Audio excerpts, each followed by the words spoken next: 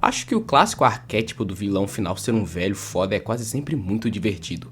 E em uma obra feita apenas de lutas, era inevitável que principalmente a figura do Zeus seria uma das mais esperadas, já que em toda a cultura pop, o nosso mais famoso deus do trovão é incrível, mas em Shumatsu no Valkyrie foi um pouco diferente. Ao invés de boss final, tivemos nosso velhinho camarada como já o segundo lutador, o que foi uma das melhores decisões de toda a obra.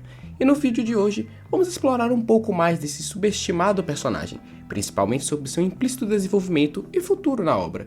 Mas antes, um agradecimento aos membros Jonathan Bloomer, Alma Negra e os membros Japonesa Peiduda, Marcelo Yada. Obrigado por apoiarem o Operação Dublagem. Como de costume, a primeira coisa que gosto de falar sobre o papel é sobre o papel do personagem na obra. Assim podemos compreender o que o autor pretendia fazer com o personagem. Então eu pergunto para vocês, qual é o papel de Zeus na obra? Aqui vai a resposta. Basicamente, nosso bom velhinho, além de principalmente um fator cômico devido à sua personalidade divertida em contraste com seu posto político, também é feito de fator surpresa para nos dar a sensação de vilão final já no início da obra. Como colocar o Majin Buu no arco do Freeza, por exemplo. E só o seu nome já chama muito a atenção. Imagina na época que foi anunciado que ele iria lutar já na segunda rodada, o tanto que o pessoal da revista ficou surpreso e já cheio de teorias de como seria, por exemplo, os seus poderes e até se ele usaria o famoso e conhecido raio, que acabou que ele não usou, que ele foi um cara que usou bem mais os seus pus. Algo que eu achei bem diferente, algo que destacou os Zeus dos demais Zeus de toda a cultura pop. Os autores acertaram em cheio em colocar ele tão cedo, pois graças a ele e ao Adão que Shumatsu recebeu tanta atenção devido à sua inovadora ideia de deuses e humanos, logo colocando o que provavelmente eram as duas figuras mais famosas da lista, um deus da provável mitologia mais famosa do mundo e uma das principais figuras da maior religião do mundo. E como extra, após a sua luta, Zeus agora é a principal referência de poder na obra. Geral leva muito em conta os comentários dele, o que agrega em muito a visão da plateia.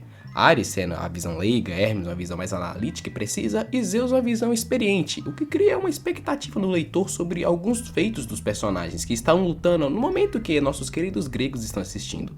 Mas não quero falar muito sobre poderes aqui, isso tem em vários outros canais, e o objetivo desse vídeo é simplesmente entender mais das outras camadas de cada personagem e interpretar melhor alguns de seus pontos, algo que muitas pessoas acabam não fazendo por quererem ver apenas o lado superficial de cada personagem novo. Mas o que falar do nosso querido Zeus? Ele a princípio é apenas um alívio cômico forte que serve para dar uma sensação de perigo na história, não é mesmo? De maneira superficial até que sim, mas vamos nos aprofundar um pouco mais nisso. Em seu curto flashback, entendemos um de seus lados, o seu lado guerreiro. Ele mata seu próprio pai, que segundo suas palavras não foi um bom exemplo paterno, mas era sim um forte guerreiro.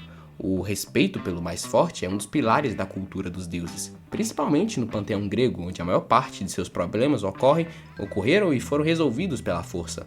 Adão queria o trono de Zeus por ele ser o mais forte, mas foi frustrado porque Poseidon era mais forte do que ele.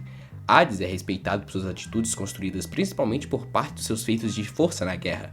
Hércules só foi aceito como deus após provar a sua força. Zeus foi construído em volta disso, força e poder, e todas as vezes que vemos ele jovem, ele está usando a sua força para resolver algum conflito ou para se provar o mais forte, seja na gigantomáquia, que ele foi simplesmente para a linha de frente, ou em seu extra com Hades, onde ele apelou para a força em uma disputa de xadrez, e por fim, a sua vontade egoísta de lutar no Ragnarok, apenas por diversão sem levar em conta os malefícios disso. Afinal, ele acreditava que os deuses eram muito mais fortes e não teriam o que temer.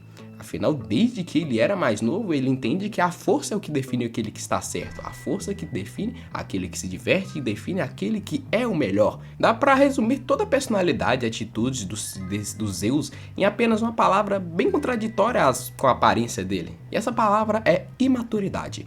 Nosso Deus querido nunca teve um exemplo, uma figura de autoridade que mostrasse a ele como agir.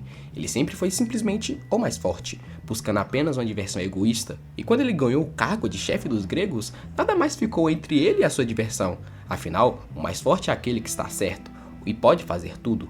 Por isso, até que podemos entender melhor o lado do Adamas na guerra que ele queria começar. Pois na visão dele, era como se uma criança estivesse no trono, dando ordens apenas por ser o mais forte, não pelo mérito de ser um bom líder, como Hades, que se tornou um líder do Helheim, não apenas por sua força, mas também por sua inteligência, sua maneira de governar. Isso agrega em muito ao fato de Zeus ser o mais novo dos irmãos. É um contraste com Hades, que é o irmão dos gregos, é o irmão mais velho e o mais maduro. E podemos ver o quanto isso afeta os Zeus no presente. Afinal, ele permitiu Ragnarok após se sentir desafiado pela Brunilde e tomou muitas atitudes claramente infantis, tomando o lugar de Shiva só porque sim, aceitando Ragnarok só por entretenimento, justificando lutar apenas por não gostar de perder.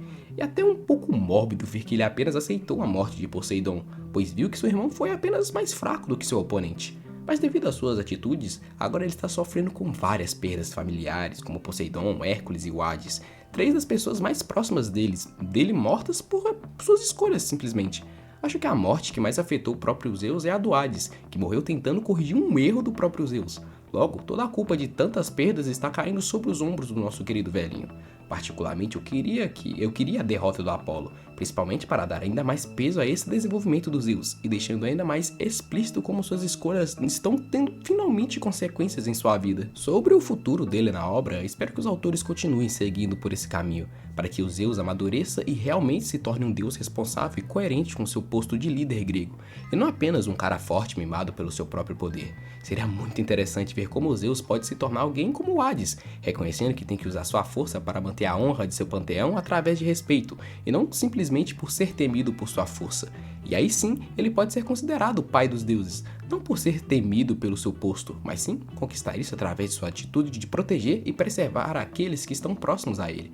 Imagina que foda, uma cena de luta dos Zeus com algum provável primordial de que será um vilão final, com ele se lembrando de Adão e Hades e dizendo algo como: "O papel de um pai responsável é usar a sua força para defender os seus filhos", fechando perfeitamente o seu arco de personagem. Para fechar esse vídeo, eu penso em quantos personagens de Shumatsu têm algumas camadas pouco exploradas pela comunidade, que prefere apenas as partes superficiais dele, talvez pelo tempo que leram ou apenas por replicar falas de outras pessoas. Por isso que estou gostando de fazer essa série de vídeos sobre cada personagem que lutou até agora, para mostrar a todos vocês que Shumatsu não é só 2 caras se batendo em uma arena por 6 meses. E espero que também estejam gostando, para que eu consiga concluir bem essa querida série e que vocês aproveitem cada vídeo. Aliás, vão lá dar uma conferida no vídeo do Thor, sobre como ele tem uma motivação um pouco mais complexa do que vocês podem se lembrar, algo que realmente até hoje eu não vi ser explorado por nenhum outro canal. Vamos lá, tá interessante. Aliás, o vídeo não é Power Scale, tem muita gente que tá comentando de Power Scale, o que não tem nada a ver com o vídeo. Pare com isso, o vídeo é de análise de personagem, vocês sabem muito bem quem falou isso, você deve estar aí nos comentários, seu safado, o vídeo não é de Power Scale. Mas é isso, se gostou, dê seu like e se inscreva aqui no canal. E comente sobre algum outro ponto dos seus que você possa ter reparado e que agregue para esse vídeo. Sem mais delongas, obrigado por assistir até aqui e até o próximo vídeo.